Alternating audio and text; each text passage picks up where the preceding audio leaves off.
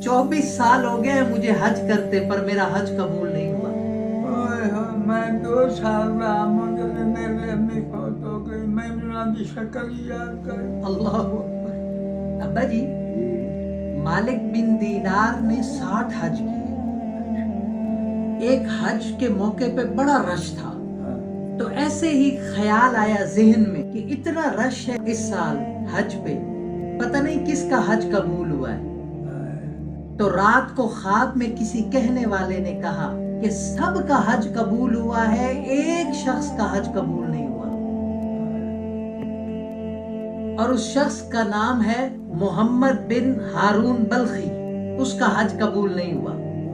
तो वो फिर हर शहर के खैमे अलग अलग लगते हैं ना जी हज के मौके पर। तो सुबह मालिक बिन दीनार दौड़े बे उसका पता करूं वो कौन है।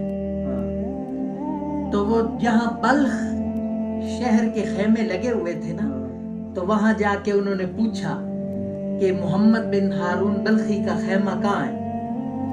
तो उन्होंने कहा वो तो बड़ा अल्लाह वाला है, बड़ा नेक और बरगुज़ीदा आदमी है, और उसका खैमा ये पहाड़ के पीछे लगा हुआ है।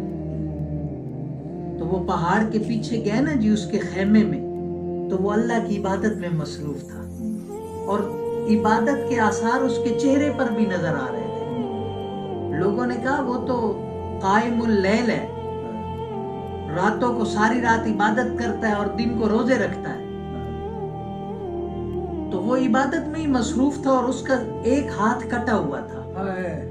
तो जब वो इबादत से फारिग हुआ ना, तो मालिक बिन दीनार ने पूछा कि तुम मोहम्मद बिन हारून बल्खी हो? उसने कहा जी।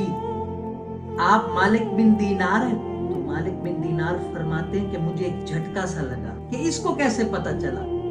उसके बाद उसने कहा आप मुझे यही बताने आए हैं ना कि मेरा हज कबूल नहीं हुआ।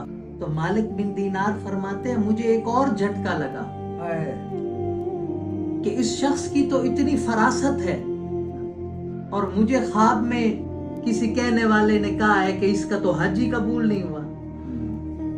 तो पूछा कि तुम्हारा हज क्यों नहीं कबूल हुआ, ऐसी क्या बात है? तो उसने कहा मैं अपनी वालदा का नाफरमान हूं।